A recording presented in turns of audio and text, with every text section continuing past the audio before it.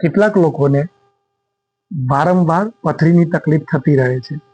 Operation કરાવ્યું કે બીજી કોઈ રીતે નીકળી હોય, વર્ષે 2 વર્ષે ફરી ફરીને થતી રહે છે.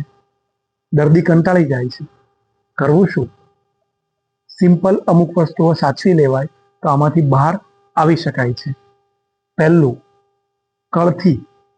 આ જે કઠોળ છે એનું શાક અઠવાડિયામાં 1 થી 2 વાર ખાઈ શકાય છે.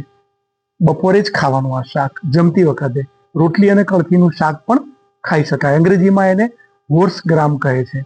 એમાં પ્રોટીન પણ છે અને જે લોકોનું વજન વધારે છે એ વજન ઓછું કરવામાં કે કંટ્રોલ કરવામાં કળથી મદદ કરે છે. બીજા નંબરે, ડાયટની જ એટલી જ મહત્વની વાત, બપોરના 3 વાગ્યા પછી ખટાશ, કઠોળ, મેંદો, બાસમતી ચોખા, વધુ તેલવાળો ખોરાક અને બહારનો ખોરાક નહીં ખાવાનો. આથાવાળી બધી વસ્તુઓ, ઈડલી, ઢોકળા, હાંડવો, આ બધું પણ નહીં. આવું ખાવું હોય તો સવારના નાસ્તામાં લઈ શકાય અથવા બપોરે લઈ શકાય. આ બહુ જ મહત્વની બંને વસ્તુ છે.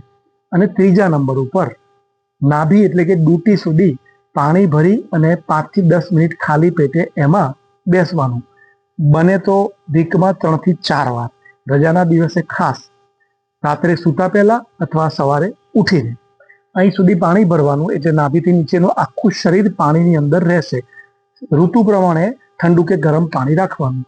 આ 3 ઇલાજ કરવામાં વાંધો શો છે? અને ચોથા નંબર ઉપર, વાયુના કારણે અનેક લોકોને પથરી થાય છે. તો વાયુ શાંત કરવા માટે જે આપણો ખોરાક છે એની અંદર નિયમિત રીતે દરરોજ 2 થી 3 ચમચી ઘી કે તેલ જરૂરી છે. સાવ સૂકો ખોરાક ખાનાર લોકોને પણ પથરી થઈ શકે, કારણ કે હૃદયને એના પમ્પિંગ માટે લુબ્રિકેશનની જરૂર છે. જે મશીનને ઓઇલની જરૂર છે, એમ હૃદય નામના મશીનને ઓઇલની જરૂર છે. ઘી, તેલ કેટલું? 2 થી 4 ચમચી સુધી. એટલે વાયુની પથરી થતી હશે તો એ પથરી જે વારંવાર થાય છે એમાંથી બચી શકો છો.